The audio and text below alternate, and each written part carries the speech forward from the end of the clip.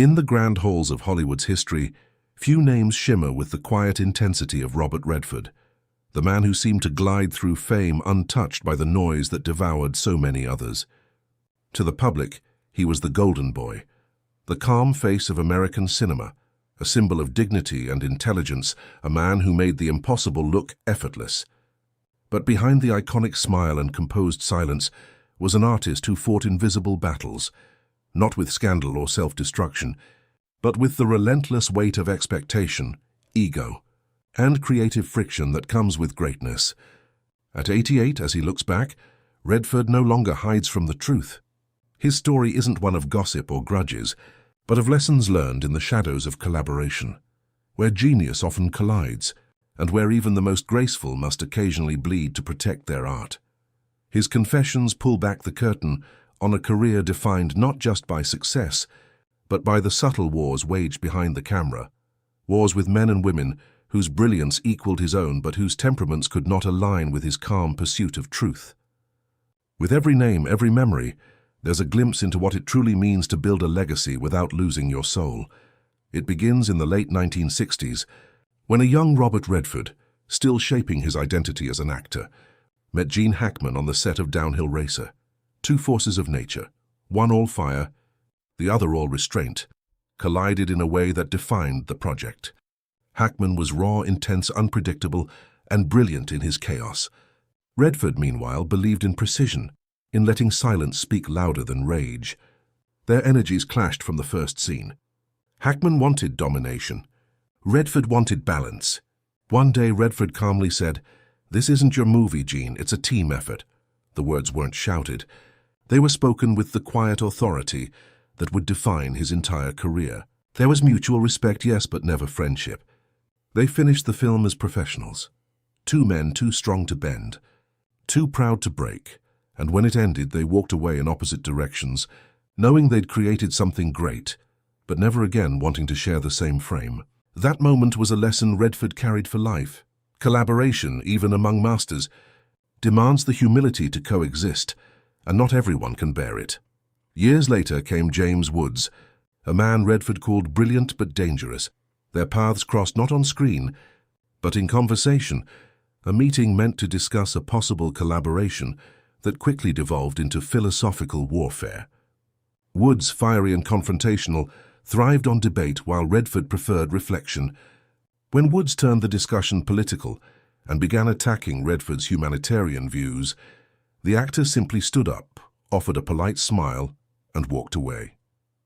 Later, a producer found Redford's casting notes, where next to Woods's name were two words, "never, ever." There was no hatred in it, just the firm decision of a man who valued peace of mind more than prestige. Redford had spent his life surrounded by storms. He no longer needed another. That quiet refusal said more about his character than any argument ever could. He was not a man of vengeance. He was a man of boundaries. With Dustin Hoffman, the tension was more creative than personal, but it left a deeper mark. On the set of All the President's Men, two different philosophies of acting collided. Hoffman thrived on improvisation, on the spontaneous electricity of a scene. Redford sought truth through discipline, through rhythm and precision. "We're trying to tell a story," he once said, "not chase 1,000 moments." Their methods clashed, but neither yielded. The result was a masterpiece, though one born of exhaustion rather than harmony. When filming ended, they rarely spoke again. Years later, Hoffman would call him the quietest storm I ever worked with. Redford never replied. To him, the film was the conversation. Everything else was noise. It was another lesson. Sometimes greatness requires distance. Then came Tom Cruise, the Hollywood prince of another generation. When they joined forces for Lions for Lambs, Redford saw potential, but also a mirror reflecting how far cinema had drifted from its soul. Redford wanted truth, substance, a dialogue about war and conscience. Cruise wanted control, image, perfection.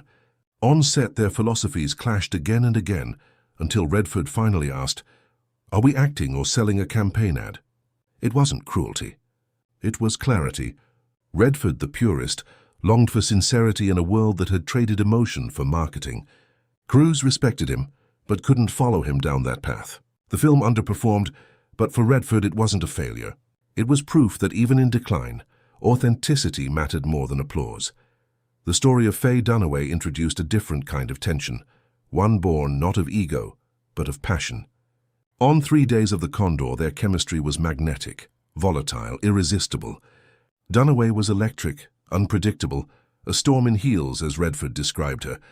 Every scene felt alive because of that friction. Yet behind the brilliance lay chaos. She lived inside her emotions, Redford said, and sometimes you'd get lost in them. Their creative clashes made the film unforgettable, but the cost was too high. When filming wrapped, Redford swore never to work with her again. Not out of anger, but out of self-preservation. Still, when asked decades later about her, he smiled softly and said, "She's unforgettable." There was no bitterness in his voice, only admiration for the woman who brought fire to his. Calm Robert Duvall represented yet another side of the struggle. Two masters of their craft locked in a duel over artistic truth. On the natural, their scenes together were electric, but their working relationship was tense. Duvall's approach was instinctive, untamed. Redford's was composed, methodical. Their on-set argument became Hollywood legend. "It's not your movie," Redford told him. Duvall shot back, "It's not anyone's until it's real." That line stayed with Redford for years. In that moment he saw the truth. Art isn't control or chaos, Anna. It's the fragile balance between them. They finished the film with respect, but never reunited on screen. Redford later called Duvall the purest actor I've ever known, and the hardest to stand beside. And then there was Paul Newman, the friendship that defined an era and quietly fell apart. Butch Cassidy and the Sundance Kid made them legends, and The Sting sealed their legacy. But as the years passed, the balance shifted. Newman became the face, Redford the shadow. There was no fight, no betrayal, only silence, the kind that hurts more than anger. When asked about it, Redford said softly, "Paul was the face and I was the footnote. It wasn't jealousy, it was loss." Their bond had been built on equality, and when fame tilted the scales, their friendship dissolved into memory. The timing wasn't right, he later said, a simple sentence carrying decades of unspoken regret. Through these encounters, a portrait emerges, not of conflict, but of quiet endurance. Redford was never the loudest voice, but always the most centered. He wasn't afraid of confrontation, but he preferred stillness over spectacle. In a world where ego often eclipses artistry, he remained the exception, the man who understood that sometimes silence is the loudest form of strength. His calm wasn't detachment, it was discipline. Every clash, every falling out, every lost friendship became part of his silent education, one that taught him that greatness isn't measured by the roles you play, but by the peace you preserve while playing them. Today, Robert Redford looks back not with bitterness but with clarity. He knows that his legacy isn't built on perfection, but on perseverance. Behind every calm expression was 1,000 unspoken battles. Behind every graceful silence, a decision to choose art over ego. And as he reflects on those who could not walk beside him, he understands that the price of integrity is often loneliness. Yet he wouldn't change a thing. Because in the end, the story of Robert Redford isn't about the stars he clashed with. It's about the man who, in a world addicted to noise, chose to speak only when it mattered, and in doing so, left behind a legacy of timeless grace and unshakable truth.